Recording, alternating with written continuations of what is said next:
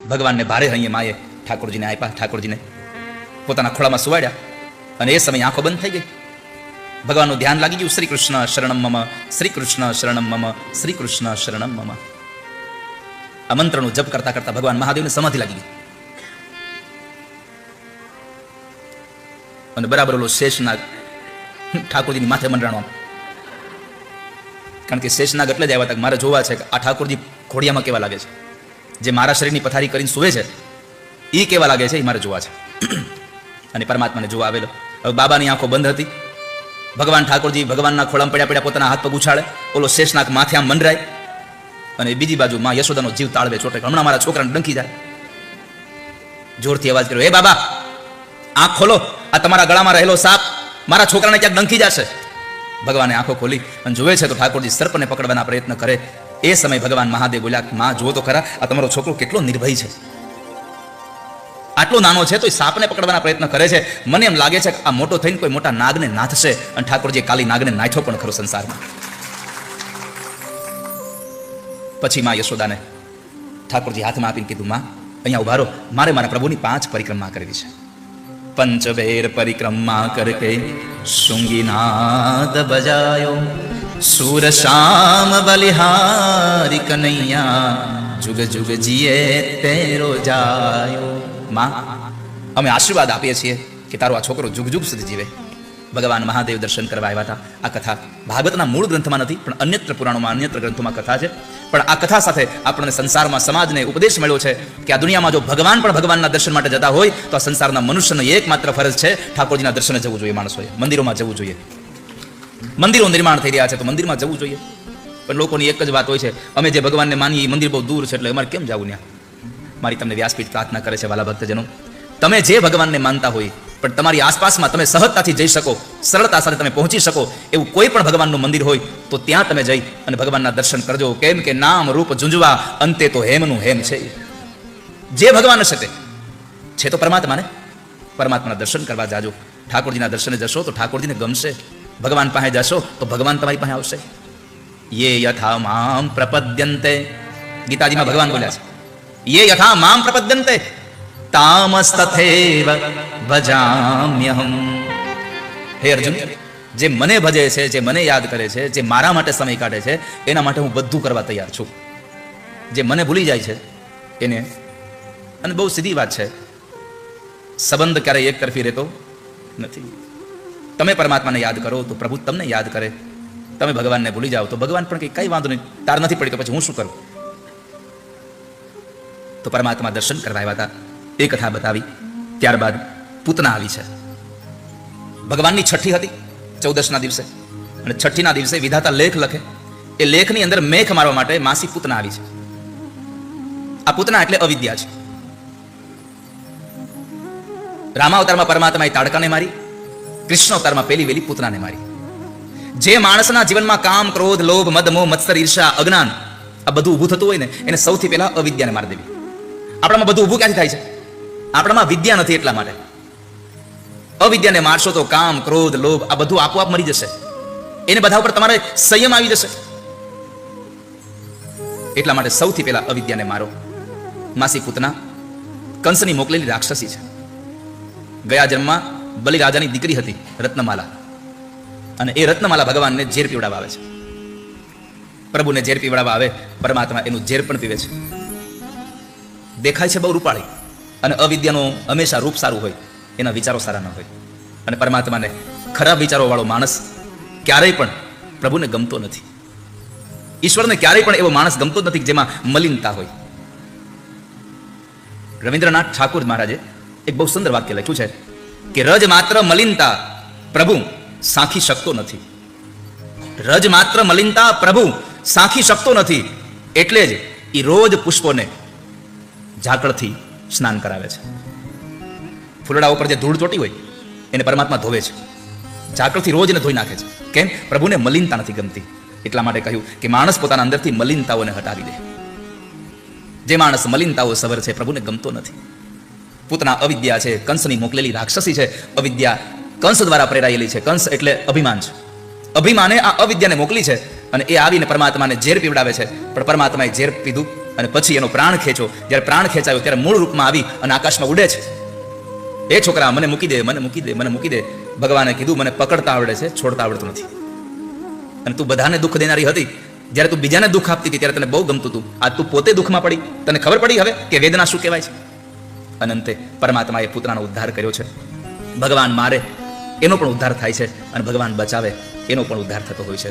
પ્રભુએ પૂતનાનો ઉદ્ધાર કર્યો. પૂતના પ્રાણ છોડે છે, આકાશમાંથી પડે છે, અનેક એવા વૃક્ષોને ધરાશાયી કરી અને એ પૂતના મરી. પરમાત્માએ પૂતનાનો ઉદ્ધારની કથામાં બતાવ્યું છે અવિદ્યાને મારો, અને અવિદ્યાને મારવા માટેનું શ્રેષ્ઠ કોઈ સાધન હોય તો એ છે સત્સંગ. અને એટલા માટે વારંવાર અમે કહેતા હોઈએ છીએ કે જ્યાં પણ ભગવાનનો સત્સંગ થતો હોય ત્યાં જશો તો પરમાત્મા દેખાશે, અને પરમાત્માના દર્શન થશે તો તમારી અવિદ્યાઓ મરી જશે. અને પરમાત્મા તમને હંમેશા સત્સંગમાં જ દેખાય. પ્રભુ તમને સત્સંગ વગર ક્યાંય દેખાય નહીં. એટલે તો બેનો બધા નથી કહેતા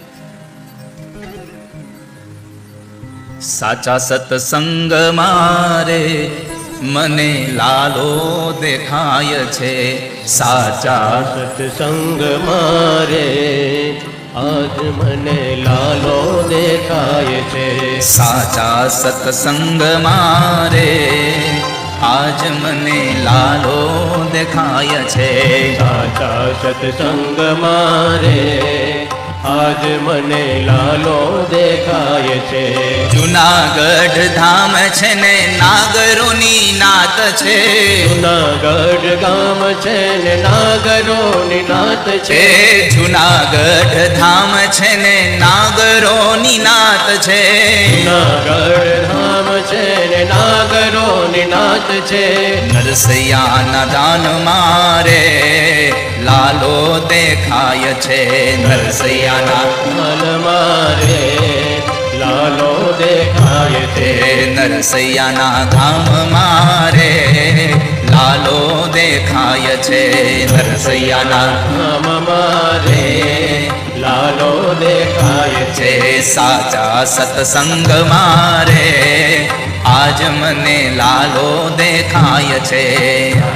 સત્સંગ મારે આજ મને લાલો શબ્દ બહુ સરસ લાગ્યો દેખાય છે. ક્યાં લાલો દેખાય છે? કેટલી એ લખનારા માણસની કેટલી વિચારધારા સારી છે. સાચા સત્સંગમાં. તો આનો મતલબ એવો થયો કે સાચું લખ્યું એટલે ખોટો થતો તો હશે જ. ઘણાનો સત્સંગ ખાલી દેખાડવા પડતો હોય. અમુક આ ભગવાનનો સત્સંગ પૂરો કર્યા પછી મહાસત્સંગ ચાલુ કરે. ખબર છે ને મહાસત્સંગની? 11 હોય, એક શેરીના ખૂણે ગામની પંચાયતની લાઈટે ગામની પંચાયત કરવા બેહે, ભગવાનના ગીતો ગાઈ લે, અને પછી ઘણા બધા પોતપોતાની ઘરે વ્યા જાય. પછી 2-3 વધે મહાસત્સંગ કરવા. એકવાર મેં ગામડે દેવરાજભાઈ કથા હતી અને અમે નીકળ્યા તો બધા માવડીઓ બધા સત્સંગ કરતા હતા, બેઠા હતા. એટલે કોઈ કાંઈ બીજી ત્રીજી વાતો નહોતા કરતા, સત્સંગની કાંઈ વાતો. એટલે મેં કીધું રાધે રાધે, જય શ્રી કૃષ્ણ. તો બધા વળી એમ જય શ્રી કૃષ્ણ કર્યા, બધા બેઠા હતા. એટલે મેં કીધું આજે 11 હાવ બેઠા છો, કંઈક વાતો કરો. એક માજી કે કોની વાત કરી? બધી અહીંયા હાજર છે. કોની કરવી? બધી અહીંયા છે. કોઈ ગેરહાજર હોય તો એની કરાય. આવો સત્સંગ થાય તો ભગવાન મળશે રૂપિયા વૃંદાવનમાં. હૃદયના વૃંદાવનમાં ઠાકોરજી મળે છે. વૃંદાવન કી ગલિયન મેં મેરે શામ કા ઠિકાના હૈ. હવે તમને થશે ભગવાન સત્સંગમાં મળે? હા, કેમ કે પરમાત્મા કૃષ્ણ પોતે, પરમાત્મા નારાયણ દેવર્ષિ નારદ સાથેના સંવાદમાં ભગવાન બોલ્યા છે. નારદે પૂછ્યું, પ્રભુ તમે ક્યાં રહ્યો છો? ભગવાને કહ્યું, નાહમ વસામિ વૈકુંઠે યોગી નામ હૃદયે નચ. નારદ, હું વૈકુંઠમાં નથી રહેતો. જે યોગીઓ નાક બંધ કરીને બેઠા છે એના હૃદયમાં નથી રહેતો. તો નારદે પૂછ્યું, તો પ્રભુ તમે રહ્યો છો ક્યાં? ભગવાને જવાબ આપ્યો, મદ ભક્તા યત્ર ગાયંતી તત્ર તિષ્ઠામિ નારદ.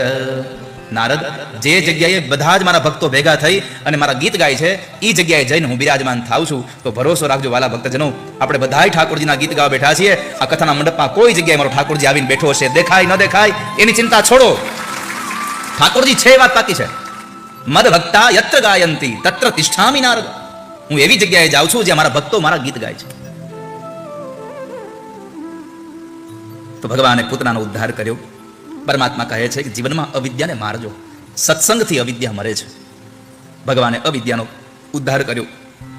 પછી શક્તાસુર નામનો એક રાક્ષસ, ભગવાન પડખું ફરતા શીખ્યા એટલે નંદ બાબાએ આખા ગોકુળને ધુમાડા બંધ જમવાનું આમંત્રણ આપ્યું. બધા લોકો જ્યારે ભોજન માટે આવે, માં યશોદાને થયું આ ગોપીઓ મારા છોકરાને શાંતિથી સુવા નહીં દે, એટલે લાવ એક કામ કરું, ભગવાનને સ્નાન કરાવી અને આંગણામાં એક બળદગાડું હતું, એના નીચે પરમાત્માને પારણીયું બાંધી અને ભગવાનને સુવડાવે છે. છોકરું હુએ નહીં એટલે માં શું કરે, થાપલી મારતી જાય અને ગીત ગાતી જાય. હવે તો એ બધું બંધ થઈ ગયું, ઇલેક્ટ્રિક આવી ગયા. ઓછામાં પૂરું હતું તે વળી ઓલી મોબાઈલ આપી દે હાથમાં એટલે એમાં પારણીયું ગવાઈ જાય.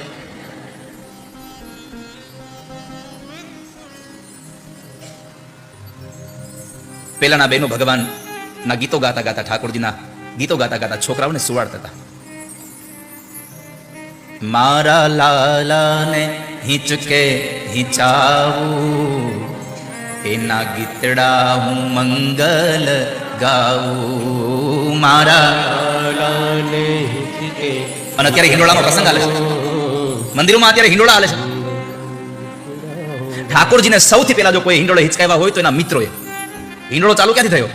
વૃંદાવનમાં ભગવાન જ્યારે ગાયોને ચરાવવા જતા હતા વાછડાઓને લઈને, ત્યારે જે ઓલી રસ્સીઓ હતી ને, એનાથી એ રસ્સીઓને વૃક્ષોની ડાળીઓ સાથે બાંધીને પછી ભગવાનને એમાં બેસાડી અને મિત્રોને હિંચકાવતા, ત્યાંથી હિંડોળા ચાલુ થયા છે. યશોદા ઠાકોરજીને ઝુલાવે છે, ભગવાન પોઢી ગયા એટલે માં યશોદા ઠાકોરજીને ત્યાં મૂકી અને ઉત્સવમાં આવ્યા ગયા.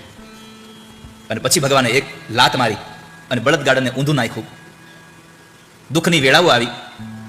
આનું કારણ એ છે, આ બુદ્ધિરૂપી યશોદા ભગવાનને ભૂલી અને જો કોઈ ઉત્સવમાં વહી જશે તો જીવનમાં દુઃખ આવ્યા વગર નહીં રહે.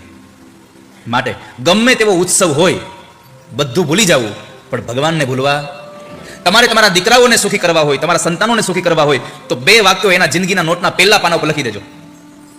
તમારી આવનારી પેઢીને તમારે સુખી કરવી છે, 2 વાક્યો લખી દો. પહેલું વાક્ય કે દીકરાઓ ગમે તેવી સ્થિતિ આવે, ચાહે દુઃખની આવે તોય ભલે અને અતિશય સુખની આવે તોય ભલે, બધું ભૂલી જાજો, ભગવાન ભૂલશો નહીં ક્યારે. પહેલું વાક્ય આ લખી દો. અને બીજું વાક્ય લખો કે કદાચ ભૂખ્યા સુઈ જવું પડે તો સુઈ જાજો, પણ અનિતિનો રોટલો ઘરમાં લઈ આવતા નહીં ક્યારે. આ 2 વાક્યો તમારા સંતાનો લખી આપજો. જેના ઘરમાં અનિતિનું ધન આવે ને એના વિચારો બદલી જાય છે. દાદા ભીષ્મને પ્રશ્ન કર્યો, દાદાએ પ્રશ્ન કર્યો ભગવાનને, પ્રભુ આ બાણસૈયા મળી, મેં આવું તે શું પાપ કર્યું? તો કહે છે, દાદા તમે પાપ કર્યું નથી, પાપ થતું તું નહીં જોઈ ગયા છો. દ્રૌપદીએ કીધું કે આ બધું જ્ઞાન અત્યારે ઉજે છે, તો તે દિવસે હું જ્યારે તમારી પાસે ભીખ માંગતી હતી, મને બચાવી લો, મને બચાવી લો, તો તે દિવસે તો મને બચાવી નહીં, તો આજ આટલું બધું કેમ તમને બોલવું સાંભળે છે? અને ત્યારે દાદાએ કીધું, બેટા જ્ઞાન તો તે દિવસે હતું, પણ અનિતિનું એટલે કે દુર્યોધનનું અનાજ મારા પેટમાં પડ્યું હતું ને, એટલા માટે હું બોલી નહોતો શક્યો ત્યારે. અને આજ તારા ઘરવાળાએ મને રૂવાડે રૂવાડે બાણ મારી અને અનિતિનું લોહી નીકળી ગયું, એટલે ફરી પાછા આ વિચારો મને સ્ફુરી આવ્યા છે. તમારા પેટમાં અનિતિનું અનાજ જાય ને તો વિચાર બદલી નાખે છે. માટે કહ્યું છે કે જ્યાં ત્યાં ન જમશો, જ્યારે ત્યારે ન જમશો અને જેન તે ન જમશો. આ 3 વિચારો જીવનમાં ખૂબ સારા રાખવા. જેનું અન્ન ચોખ્ખું છે એનું મન ચોખ્ખું થઈ જાય છે. જેનું અન્ન બગડે એનું મન બગડે છે. મન બગડે એનો વિચાર બગડે, અને વિચાર બગડે એનું જીવન બગડી જાય છે. માટે ક્યારેય પણ આપણી કહેવત છે કે દાળ બગડે એનો દિવસ બગડ્યો. બેનો દાળ બનાવતા દાળ બગડે એટલે દાળ બગડે તો દિવસ બગડ્યો, અથાણું બગડે તો વરસ બગડ્યું. એક વાક્ય છે, તમે કહો તો કહું, બોલો. આ મારું નથી હો, આ વાક્ય મારું નથી, આ તો મેં ક્યાંક સાંભળ્યું છે. દાળ બગડે એનો દિવસ બગડે, અથાણું બગડે એનું વરસ બગડે, પત્ની બગડે એનો ભાવ બગડે. આવું લખ્યું છે. ગજેન્દ્રભાઈ વાંચું ને તમે? આ તો તમે વડીલ છો એટલે મારી હું તમારા ઉપર, આ તમે કહ્યું મને. હે વાંચ્યું જ છે કે સાંભળ્યું છે? તો સારું લ્યો. મેં તો કીધું અનુભવ્યું નથી ને, આમાં તો કાંઈ નક્કી ન હોય. આ તો આનંદ કરું છું, ખુશ છો બાપ. પરમાત્માએ શક્તાસુરનો ઉદ્ધાર કર્યો. ભગવાન કહે છે કે જે મને ભૂલી જાય છે એના જીવનમાં પરિસ્થિતિઓ ખરાબ આવે છે. પ્રભુને ન ભૂલશો ક્યારેય, બધું ભૂલી જઈએ, ઈશ્વર ન ભૂલાય ક્યારેય. શક્તાસુર એટલે ભોગ વૃત્તિ છે. પરમાત્માએ ભોગને મારવાની વાત કરી. ત્યાર પછી પરમાત્માએ અઘાસુર નામનો એક રાક્ષસ, તૃણાવર્ત નામનો એક રાક્ષસ વંટોળિયાનું રૂપ લઈને આવેલો, જે ભગવાનને ઉપર લઈ ગયેલો અને મથુરા બાજુ ગતિ કરાવી તો એને ના પાડી ભગવાને કે હું ગોકુળમાંથી બહાર નહીં નીકળું. છતાં પણ માન્યો નહીં. પરમાત્માએ કહ્યું કે ભાઈ મારે નિયમ છે અહીંયા. પરમાત્મા વૃંદાવનમાં રહ્યા 5 નિયમોને આધીન જીવન જીવા છે ભગવાન. ભાગવતજીમાં લખ્યું છે પ્રભુ 5 નિયમોને આધીન હતા. સૌથી પહેલો સંદેશો આ કથાનો ભગવાને આપ્યો કે હું જો ભગવાન જેવો ભગવાન પણ દુનિયા આખીનું સંચાલન કરનારો મનુષ્ય અવતાર લઈને આવું તો પણ હું 5 જેટલા નિયમો પાળીને જીવન જીવું છું. તો ભગવાને કહ્યું કે આપણે મનુષ્ય બન્યા છીએ, સામાન્ય માણસ છીએ, કમસે કમ એકાદો નિયમ તો પાળીએ, એકાદા નિયમ સાથે જીવનનો નિર્વાહ કરીએ. પરમાત્માના 5 નિયમો હતા. એમાં પહેલો નિયમ હતો કે 11 વર્ષ ન થાવ ત્યાં સુધી ગોકુળ છોડીને ક્યારે બહાર નહીં જાવ. ભગવાન એટલા માટે ના પાડી હતી. ભગવાન જ્યારે ગોકુળથી મથુરા ગયા ને ત્યારે 11 વર્ષ અને 52 દિવસ ભગવાનની ઉંમર હતી. પરમાત્મા ત્યારે ગયા હતા. બીજો નિયમ પરમાત્માનો હતો મારા માથાના વાળ નહીં ઉતારું. ભગવાનના એ જુલ્ફો મોટા મોટા હતા. પછી ત્રીજો નિયમ હતો હું સીવડાવેલા કપડાં નહીં પહેરું. ચોથો નિયમ હતો કે વૃંદાવનમાં જેટલા અસુરને મારું હાથમાં હથિયાર નહીં લઉં. અને પાંચમો નિયમ હતો કે જ્યાં મારી ગાયો ઉઘાડા પગે ચાલે એ વૃંદાવનમાં હું ક્યારેય પગમાં ચાખડીઓ નહીં પહેરું. ભગવાન વૃંદાવન રોકાયા ને ત્યાં સુધી ઉઘાડા પગે ચાલ્યા છે. અને એટલા માટે આપણે આજની તારીખે વૃંદાવનમાં જઈ અને વ્રજની રજ આપણા માથામાં અને વ્રજની રજ આપણા મોઢામાં મૂકીએ છીએ. કેમ? નંગે પાંવ ચલે છે કૃષ્ણ હમારે યહાં પર. અને એ વ્રજનો મહિમા બતાવતા લખ્યું છે. વ્રજ એટલે શું? તો કહે છે કે બ્રહ્મના તળિયાની રજ એ આપણા બધાનું વ્રજ છે, જ્યાં ભગવાન ખુલ્લા પગે ચાલ્યા હતા. વૃંદાવનનો મહિમા તો બહુ મોટો છે. અને એ વૃંદાવનનો મહિમા સાંભળવો હોય તો 22 ફેબ્રુઆરીએ મારી સાથે આવજો વૃંદાવન કથા સાંભળવા. હા, 22 ફેબ્રુઆરી 2026 વૃંદાવનમાં કથા છે. તમે જો ત્યારે ગુજરાતમાં આવ્યા હો તો રોકાઈ જાજો. આવજો બધા વૃંદાવન. બાબુજી વૃંદાવન કબ જાઓગે? વૃંદાવન તો વૃંદાવન છે. ચલો રે મન વૃંદાવન કી ઓર, ચલો રે મન વૃંદાવન કી ઓર. વૃંદાવનની ઓર તમે જશો તો મન પવિત્ર થઈ જશે, આનંદ આનંદ થઈ જશે. ભગવાનના રંગે રંગાવાનો અવસર એટલે ધૂળેટી છે. અને એ ધૂળેટી આ વખતની રંગોત્સવની કથા વૃંદાવનમાં છે. દુનિયા આખીમાં તમે ફરી આવો પણ વૃંદાવન જેવી તમને ધૂળેટી ક્યાંય જોવા નહીં મળે. શું આનંદ કરતા હોય છે લોકો. પરમાત્માના રંગથી રંગાવા માટેનો અવસર એટલે વૃંદાવનની હોળી છે, ધૂળેટી છે. તો એ ધૂળેટીમાં આપ સૌ 22 ફેબ્રુઆરી અમે કહ્યું તો એમ કે હમણાં આ 30 ઓગસ્ટે ગરીબ લોકોને લઈ અને 300 લોકોને લઈને હરિદ્વાર જઈએ છીએ. એવી જ રીતે 300 લોકોને લઈ અને વૃંદાવન જવાના છીએ. અને બધી સેવાઓ અહીંયાથી જ થઈ રહી છે. હરિદ્વારની સેવા માટે એક માણસને મોકલવાની સેવા $151 છે. અને વૃંદાવન થોડુંક, કારણ કે ઠાકોરજી અહીંયા બધું મોંઘું હોય તો વૃંદાવન થોડું મોંઘું છે એટલે એના માટે એક માણસને વૃંદાવન મોકલવાની સેવા $200 રાખી. અને બધી જ આ સત્સંગ દ્વારા જે કાંઈ થાય એમાંથી જ અમે એ બધા લોકોને લઈને યાત્રાઓ કરાવીએ છીએ.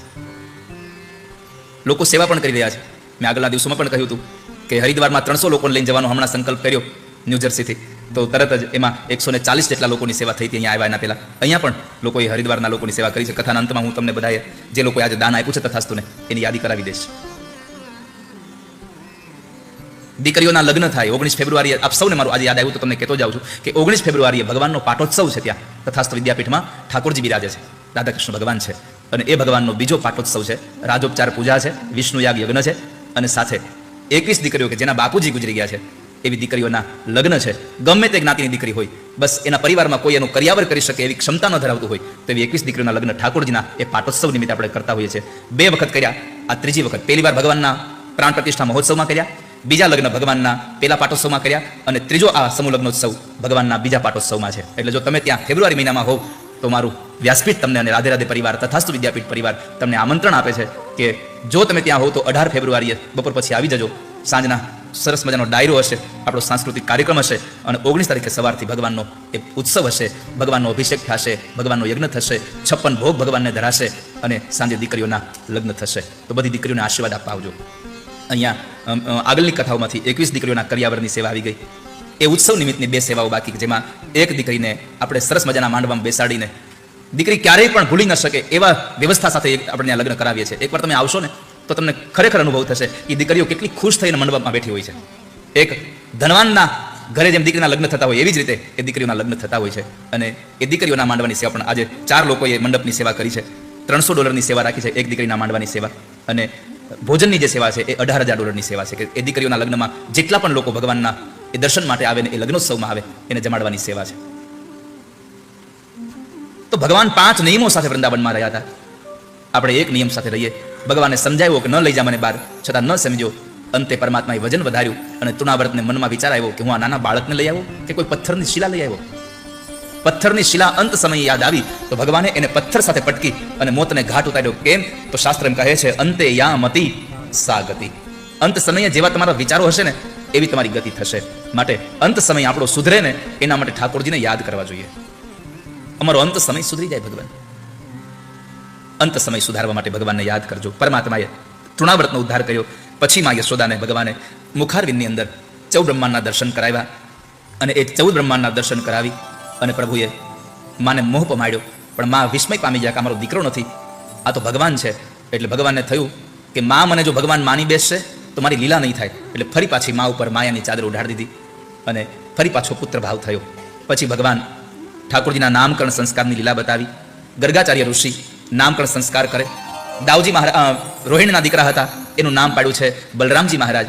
અને ત્યાર પછી ભગવાન યશોદાના દીકરા અને એનું નામકરણ સંસ્કાર કરવાની વાત કરી. નંદ બાબા કહે છે, બાબા અમારા દીકરાનું નામકરણ સંસ્કાર કરો, અમારા દીકરાને તમે નામ આપો કંઈક. ગર્ગાચાર્ય ઋષિ કહે, બહુની સંતિ નામાની રૂપાણી ચ સુતસ્ય તે ગુણકર્માનુરૂપાણી તાન્યહમ વેદ નો જનાહ. જેના વેદ ગીત ગાતા ગાતા થાકી જાય છે તો હું શું એનું નામ આપું, શું એને કહું ભગવાન. પણ છતાંય કહ્યું, બાબા તમે કંઈક નામકરણ આપો. તમારા જેવા મહાપુરુષના મુખારવિંદથી નામકરણ થાય તો આના જેવું બીજું અમને અવસર ક્યાં મળે. એટલા માટે અમારી પ્રાર્થના છે. ફૈબાને નામકરણ કરવાનો અધિકાર હોય છે, પણ ફૈબાને અમારે એટલી પ્રાર્થના કરવી છે કે નામ એવું પાડજો કે વૃદ્ધાવસ્થામાં બોલવામાં કાન લાગે હરખું. 80 વર્ષે પિન્ટુ બાપા સારું નથી લાગતું, પછી મોઢામાં ફર્નિચર હોય ને પછી ડોલીબા નો સારું લાગે. નામ એવું પાડવું કે એમાં ભગવાનનું યાદ આવી જાય આપણને, પરમાત્મા યાદ આવી જાય આપણને. અને કદાચ મારી તો પ્રાર્થના ત્યાં સુધી છે કે તમને જે સારા નામ ગમતા હોય એમાંથી 2-4 નામો લઈ અને કોઈ મહાપુરુષ પાસે જઈને કેવું, બાપજી આ 4-5 નામ અમને બધાને પરિવારને ગમે છે, પણ આમાંથી એકાદું નામ તમે તમારા મુખારવિંદથી પાડી દો તો અમને ખૂબ સારું લાગશે. અમારા દીકરાનું નામ તમારા મોઢે પડે તો કોઈ મહાપુરુષના મુખેથી નામકરણ સંસ્કાર થાય. નામનો મહિમા છે, હું શું નામ પાડું. નંદ બાબાએ કહ્યું, બાપજી કૃપા કરો ને, આપ જેવા મહાપુરુષના મુખેથી નામકરણ થશે તો અમારું પણ અમારા દીકરાનું નામ એનું જન્મારો સુધરી જશે. અને પછી ગર્ગાચાર્ય ઋષિએ કહ્યું, તમારો દીકરો રંગમાં કાળો બનીને આવ્યો છે એટલે પેલું નામ એનું હું કૃષ્ણ રાખું છું. અને ભગવાનનો જય જયકાર થયો. બોલીએ કૃષ્ણ કનૈયાલાલ કી જય. ભગવાનનું નામકરણ સંસ્કાર થયું. ગર્ગાચાર્ય ઋષિને કહ્યું, યશોદાએ, બાબા જરાક જોઈ દો ને જન્માક્ષર કે મારો દીકરો ભણશે કે નહીં. ગર્ગાચાર્ય ઋષિ કીધું, દીકરો ભણશે ખરો ને આખી દુનિયાને ભણાવશે ખરો. પછી યશોદાએ બીજું પૂછ્યું કે બાબા તો હવે એ જોઈ દો કે મારો દીકરો મોટો થાય, લગ્ન થાય તો વહુ કેવી આવશે, અમારે બેને ભણશે, હાહુ વહુને ભણશે. આવું યશોદાજીએ પૂછ્યું. કારણ કે અત્યારે બધી સાસુને એક જ ચિંતા છે. એક સમય હતો કે દીકરી યુવાન થાય તો બધા પ્રાર્થના કરતા તને હાહુ હારી મળે, હતો ને સમય. અને આ તો દુનિયા છે, વારા પછી વારો. અને એક સમય હતો કે બધા લોકો પ્રાર્થના કરતા હતા કે દીકરી અમે તો તને પ્રાર્થના કરીએ તને હાહુ હારી મળે. આજ બધી હાહુ પ્રાર્થના કરે છે કે બહુ હારી મળે.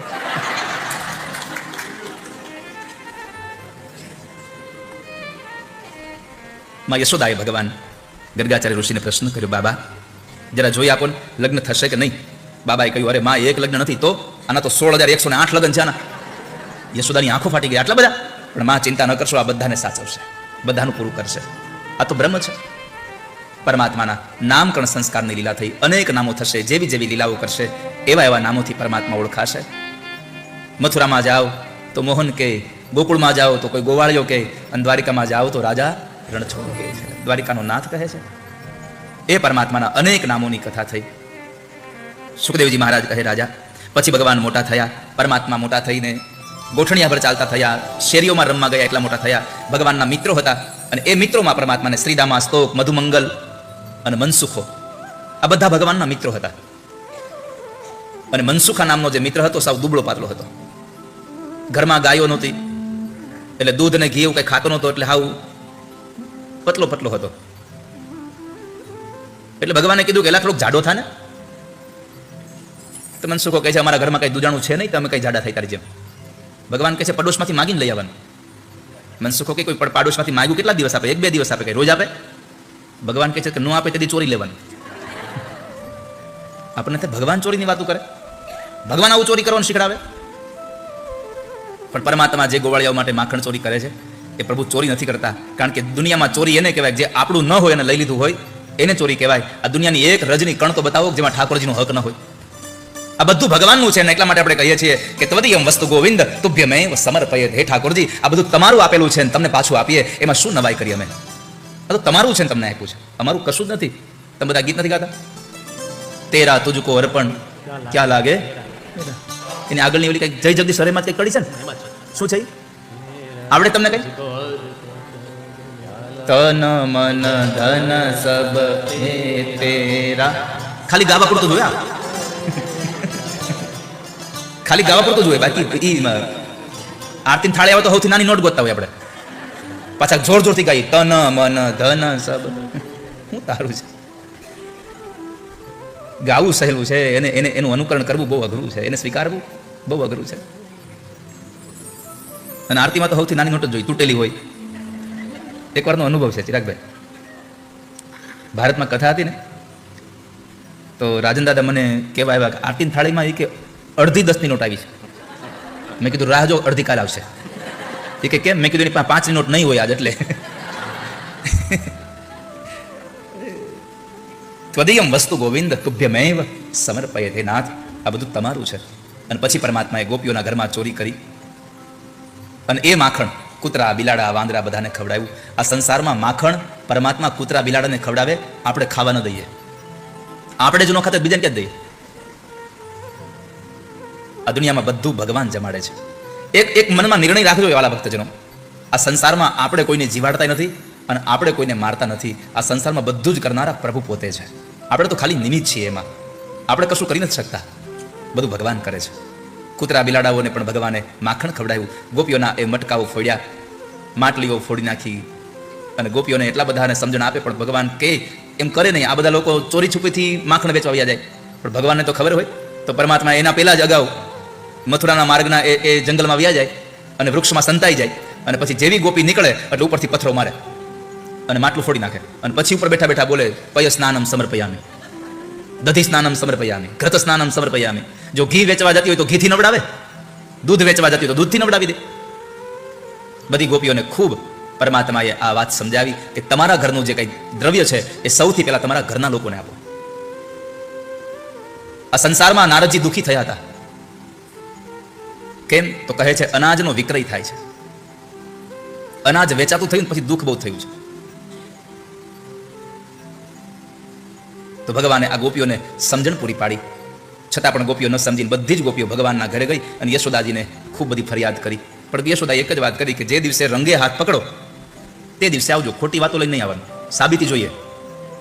તે બધી ગોપીઓ જતી રહી અને ગોપીઓ એકબીજાને પોતાની વાત કરે છે કે મારા ઘરમાં આમ ચોરી કરી ગયો, મારા ઘરમાં આમ ચોરી કરી ગયો. એક ગોપી કહે છે બેન તમારા ઘરમાં તો માખણ ચોર્યું, મારા ઘરમાં તો લાડવા લઈને ગયો. તે ગોપીએ પૂછ્યું કે પણ લાડવા ઈ એમ લઈ હેમાં ગયો? એ કે ઈ નથી ખબર, બધું બીજું બધું એમને પડ્યું છે, વાસણ નથી લઈ ગયો, એમને લઈ ગયો લાડવા. ગોપીએ પૂછ્યું કે તું કહેતો ખરી એમ કેમ થયું? તો કહે છે તને સાચું કહું, બરાબર હું લાડવા વાળતી હતી અને આવ્યો એટલે મેં કીધું આવ કનૈયા આવ બેસ. તે બેઠો થોડી વાર, પછી મને કહ્યું કે ગોપી લાડુ ખવડાવીને. તો મેં તો ચોખ્ખી ના પાડી દીધી, જા તારી માને કે. એટલે કનૈયાએ કહ્યું કે ગોપી પણ મારી માં તારા જેવા લાડુ બનાવી નથી શકતી, બનાવને તું, દે ને મને. તો ના પાડી. હજી એની હારે વાત કરું છું ત્યાં બરાબર આંગણામાં મારો છોકરો ઉભો રોતો તો જોર જોરથી, મારા કાને અવાજ પડ્યો. એટલે મેં એને કહ્યું કનૈયા આ તો મારો છોકરો રોતો એવું લાગે છે. તો વળી પાછો મને એમ હોતે કે હા કે હું આવ્યો તે ઉભો રોતો તોય કે ત્યાં. હવે મારે મૂંઝવણ થઈ, જો જાવ તો આ અહીંયા બેઠો છે, ન જાવ મારો છોકરો ત્યાં રોવે છે. એટલે મેં વળી આને કીધું કે તું અહીંયા ધ્યાન રાખીને બેસ, હું હમણાં આવી મારા છોકરા. અરે હા હા જા જા, હું બેઠો છું. તો હું મારા છોકરાને લેવા ગઈ, છોકરાને પૂછું છું એલા તને શું થયું? તો કંઈ બોલતો નથી, કંઈ કહેતો નથી. પણ નહોતો કહેતું કારણ એ હતું કે સૌથી પહેલા કનૈયાને આવીને એના છોકરાએ કીધું કે કનૈયા આજ મારી માં ઘરે લાડવા બનાવે છે. તો ભગવાને કીધું પણ તું લેતો તો આવ, ખાલી હાથે હું આવ્યો? તો કે પણ આપી જોઈએ ને, રોજના 2 લાડવા આપે ખાલી. ભગવાને કીધું એક કામ કર, હું 4 આપું, હું કહું એમ કરીશ? તો છોકરાએ કીધું કે હા વાંધો નહીં. અને 2 ના 4 મળે તો કોણ કઈનો કામ કરે? આ દુનિયામાં બધાને 2 ના 4 કરવા છે, પછી 2 હોતે ગાંઠના જાય છે. અને આ તો બાળક બુદ્ધિ હતી. તો ભગવાને કીધું કે હું તારા ઘરે જાઉં છું, હું પહોંચી જાઉં પછી તારે થોડીક વારમાં આવીને તારા ઘરના આંગણામાં ઉભા ઉભા રોવાનું, હું ઘરની બહાર ન વયો જાઉં ત્યાં સુધી તારે રોવાનું બંધ નહીં કરો, નકર હું મારીશ તને. એટલે હવે આ ગોપી પૂછે કે તને થયું શું? પણ કાંઈ બોલે જ નહીં, નકર રોયા જ કરે. અને એ સમય દરમિયાન ભગવાને બધા જ લાડવાનું ચૂરમું જેટલું વધ્યું હતું ને એ બારીએથી બધા ગોળે પકડાઈ દીધું. ભગવાને કીધું મારા ભાગના રાખજો, કે પાછળથી બોલ્યો તારા હાથમાં તો છે ઈ કે. ભગવાને કીધું આ 4 લાડવા ઓલાના છે, મારા તમારી પાસે છે, રાખજો હમણાં આવ્યો. ભલે. ભગવાન બરાબર ચાલતા થયા, આમ હાથ સંગળી દીધા પાછળ ચાલતા થયા ભગવાન. એમાં બરાબર ઓસરીના કોરમાં આવીને પેલી ગોપી ભગવાન છોકરાને લઈને હામી મળી. એટલે ભગવાનને જોઈને કહે છે એ કનૈયા ક્યાં જાય છો, થોડી વાર બેસ. તો કે ના, હવે મને જવા દે, મારી માં મને વઢશે પાછી, મોડું થશે તો. ભગવાન ઓસરીમાં આવ્યા અને ગોપી બરાબર ઘરમાં ગયા. એ સમય દરમિયાન ભગવાને ઓલા 4 લાડવા ગોપીના છોકરાના હાથમાં પકડાવ્યા અને કીધું આ તારા 4 લાડવા, આપણું કમિટમેન્ટ પૂરું, હવે તું જાણે ને તારી માં જાણે, હું તો આ હાલ્યો. ભગવાન બરાબર આંગણામાં પહોંચ્યા ને ત્યાં ગોપી પાછી આવી. એ ઉભો રે. ભગવાને કીધું અરે મને જવા દે, મારી માં મને વઢશે પછી. ગોપી કહે છે કે આ લાડવા કઈ ગયા? ભગવાન કે મને શું ખબર. ગોપી કહે છે મેં તને ધ્યાન રાખવાનું કીધું. ભગવાન ફળિયામાં ઉભા કહે છે એ આટલી મોટી થઈને જૂઠું બોલે છે, તે મને તારા ઘરનું ધ્યાન રાખવાનું કીધું, તું લાડવાનું નહીં, જોઈ લે તારા ઘરની એક દિવાલ પડી ગઈ છે. આવું કહીને ભગવાન ભાગી ગયા. પરમાત્મા એ લાડવા નથી ચોર્યા, ગોપીઓના ચિત્ત ચોરી ગયા છે. ભગવાન માખણ ચોરે. ભાગવતકાર તો કહે છે કે જ્યારે જ્યારે અમુક ગોપીના ઘરમાં ભગવાન માખણ લેવા જવાના હતા ને, ત્યારે ગોપીને ખબર હતી કનૈયો આજ મારા ઘરે આવવાનો છે, એટલે ગોપી જાણી જોઈને ઘરના એક ખૂણામાં સંતાઈ જાય અને ભગવાન આવે, રસોડામાંથી પેલું માટલું ઉઠાઈ આવે, ઘરની મધ્યમાં બેસી અને 2 પગ વચ્ચે દબાવી અને ભગવાન માખણ ખાતા હોય ને, આ દ્રશ્ય જોઈને ગોપી રડતી હોય છે, કનૈયો મારા ઘરનું માખણ ખાઈ રહ્યો છે. ઘણી ગોપીઓને ખબર હતી આવી પરમાત્માની આ માખણ લીલા. માખણનો અર્થ છે કે જેનું મન નિર્મળ છે એની ચોરી પરમાત્મા કરે છે, જેનું મન પવિત્ર છે એનું ભગવાન ચોરી કરી જાય છે. પરમાત્માએ આ માખણ લીલાની કથાઓ સુખદેવજી મહારાજ રાજા પરીક્ષિતને બતાવી. આ પરમાત્માની લીલાઓનું રહસ્ય છે. ત્યાર પછી તો પરમાત્માએ એકવાર માટી ખાધી તો યશોદા માને આવીને દાઉદાદાએ ફરિયાદ કરી કે માં કનૈયાએ માટી ખાધી છે. ભગવાનને બોલાવ્યા, લાલા તે માટી ખાધી? ભગવાને કીધું ના હમ બક્ષિતવા નંબ, માં મેં માટી નથી ખાધી, આ બધા કહે છે તારા મિત્રો. તો ભગવાને કીધું સર્વે મિથ્યાભિશંસિના, આ બધા ખોટા છે. માં કીધું એક જ હાચો? હા હું એક જ હાચો. માં કીધું એક કામ કર, મારે કોઈનું માનવું નથી, તું ખાલી મોઢું ખોલ, હું જોઈ લઉં. પરમાત્માએ મોઢું ખોલ્યું અને ભગવાનમાં મોઢાની અંદર માં જોવા ગયા માટી છે કે નહીં, પણ માટી ન દેખાણી. માં યશોદાને બીજી વખત ભગવાને 14 બ્રહ્માંડના દર્શન કરાવ્યા છે. આખું વિશ્વ ભગવાને દેખાડ્યું અને માં મોહ પામી ગયા કે અમારો દીકરો નથી. ભગવાનની સામે હાથ જોડ્યા. ભગવાન કે આ તો ઊંધું થઈ ગયું, આ ખોટું થઈ ગયું. અને પછી પરમાત્માએ માયાની ચાદર ભગવાને માને ઉઢાડી. સદ્યો નષ્ટ સ્મૃતિર ગોપી સારોપ્યા રોહમાત્મજમ. માને એવી માયાની ચાદર ઉઢાડી દીધી કે ફરી પાછો પુત્ર ભાવ થઈ ગયો. આ કથા સાથે મારે તમને એટલું કહેવું છે કે ભગવાન પોતાની વૈષ્ણવી માયા જો પોતાની સગી માને પણ ઉઢાડી અને મોહમાં નાખી દેતા હોય તો આપણને સંસારમાં પરમાત્મા ગમે ત્યાં મોહમાં પાડી દેશે. મોહમાં જો ફસાવું ન હોય તો એક જ કામ કરજો, ઠાકોરજીનું શરણ સ્વીકાર લેજો. એના શરણ સિવાય તમારો ઉદ્ધાર નહીં થાય ક્યારેય. ભગવાનનું શરણ સ્વીકારો તો નહીં ફસાવ. બહુ સામાન્ય ઘટના છે. માછીમાર જ્યારે માછલીઓ પકડવા જાય એના જાળ ફેલાવે તો માછીમારથી જેટલી દૂર માછલીઓ છે એ બધી જ એની જાળમાં ફસાઈ જાય, પણ એના પગની આજુબાજુ રમતી માછલીઓ ત્યાં પકડાતી નથી. એમ આ માયાની ચાદર પરમાત્માએ સંસાર ઉપર નાખી છે. જેટલા લોકો ભગવાનના શરણારવિંદમાં રહે છે એ ચરણારવિંદમાં રહેલી માછલીઓ એટલે કે આપણે કોઈ ભગવાનની માયાની જાળમાં ફસાતા નથી. માટે પ્રભુનું શરણ સ્વીકાર રાખજો તો છૂટી જશો, નકર છૂટી નહીં શકો. તો પરમાત્માએ મા ઉપર માયાની ચાદર ઉઢાડી અને માને ફરી પાછી પુત્ર ભાવ પ્રગટ કરાવ્યો. પછી પરમાત્માનું એક નામ છે દામોદર. દામોદર નામ ભગવાનનું પડ્યું છે. કેમ તો કહે છે કે માં યશોદાને થયું કે કનૈયો બધાના ઘરે માખણ ખાય છે, મારા ઘરનું નથી ખાતો. એટલે માં યશોદા પોતાની જાતે દધી મંથન કરવા બેસે છે અને દધી મંથન કરતા કરતા માં યશોદા ગીત ગાતા હતા. યાની યાની ગીતાની તદબાલ ચરિતાની ચ. યાની યાની ગીતાની. માં દધી મંથન કરતા કરતા ભગવાનના ગીતો ગાય છે. આ ઉપરથી આપણને કહ્યું છે ઘરમાં કામ કરો પણ ભગવાનનું ગીત ગાતા જાઓ. કરતા જઈએ ઘરના કામ, લેતા જઈએ રામના નામ. ઘરનું કામ કરતા કરતા પણ પરમાત્માનું નામ લેતા જઈએ. એમાં બરાબર માં દધી મંથન કરતા હતા. પ્રભુ જાગ્યા, પલંગમાં બેઠા છે, આંખો ચોળી તો આંખમાં લગાવેલું કાજલ ગાળ ઉપર લગાવી દીધું અને જોયું તો માં દધી મંથન કરે છે. ભગવાન ઉતરીને આવ્યા ને માને બાથ વીડીને કહે છે માં મને દૂધ આપો. ભગવાનને કીધું તું પેલા દંત ધાવન તો કરી લે, મોઢું તો ધોઈ લે. તો કે ના મને દૂધ આપો પેલા. એટલે બાએ યશોદાએ પેલું દધી મંથન અધૂરું છોડ્યું અને ભગવાનને પોતાની ગોદમાં લીધા છે. કામ છોડી દીધું. ભગવાન જ્યારે પૈપાન કરે છે ત્યારે પરમાત્માને થયું કે લાવ જોઈ જોઉં જરા કે માને હું વાલો છું કે સંસારની વસ્તુ વાલી છે. એટલે પરમાત્માએ શું કર્યું ખબર છે? માં યશોદાએ એક તપેલીમાં ગંગી ગાયનું દૂધ ચૂલા ઉપર મૂકેલું અને અગ્નિ સ્વરૂપે પરમાત્મા પ્રગટ થયા અને દૂધને ઉભરો આવ્યો અને માને નજર પડી કે દૂધ ઉભરાઈ જશે. તો ભગવાન હજી તૃપ્ત થયા નહોતા. એને અધૂરા છોડી નીચે બેસાડીને માં યશોદા ગયા તપેલીનું દૂધ ઉતારવા. ભગવાન થયું ઓહો અને મારી કરતા તપેલીનું દૂધ વાલું છે. અને પછી પરમાત્મા એક પથ્થર લઈ અને ગોરસની જે ગોળી હતી એ ફોડ નાખી. અને એ તો 9 લાખ ધેનુનું ગોરસ હતું. કાંઈ ડોશીમાના ટબુડી દૂધની વાત તો હતી નહીં. એ ટબુડી દૂધમાં ચા કરે, સાંજે વાળું કરે, સવારના ચા હાટું દૂધ રાખે રાતે મેળવણ કરે અને એમાં બરાબર છોકરાએ હડફેટે ચડાવ્યું તો આખા ઘરમાં દૂધ દૂધ થઈ ગયું. આ ટબુડી હશે કેવડી આની? એ તો સમજાતું. પણ આ તો 9 લાખ દેનુંનું ગોરસ હતું. ગોળી ફોડી આખા ઘરમાં માખણ ગોરસ રેલમ છે. પરમાત્માએ એ ગોળીના એક ઠીબડામાં, એક ટુકડામાં માખણ લઈ અને બરાબર આંગણામાં ગયા. ત્યાં તો કૂતરા બિલાડા બધા રાહ જોઈને બેઠા હતા. ભગવાને બધાને માખણ ખવડાવે છે અને માં યશોદા આવીને જ્યાં જુએ અને માને ક્રોધ આવ્યો કે હવે સાબિતીની જરૂર નથી, આજ રંગે હાથ પકડાયો છે. અને માં યશોદા હાથમાં લાકડી લઈને નીકળ્યા ભગવાનને પકડવા. પરમાત્માની પાછળ પાછળ દોડે છે, ભગવાન આગળ આગળ જાય છે અને પાછળ પાછળ માં. પણ પરમાત્મા પકડાયા નહીં તો યશોદા ઓસરીના કોરે બેસી સોટીનો ઘા કરી દઈ અને રડે છે. જ્યાં સુધી લાકડી હાથમાં હતી ને ત્યાં સુધી ભગવાન હાથમાં ના આવ્યા. જેવી લાકડી ફેંકી દીધી તો ભગવાન સામે ચાલી અને માના ખોળામાં બેસી ગયા.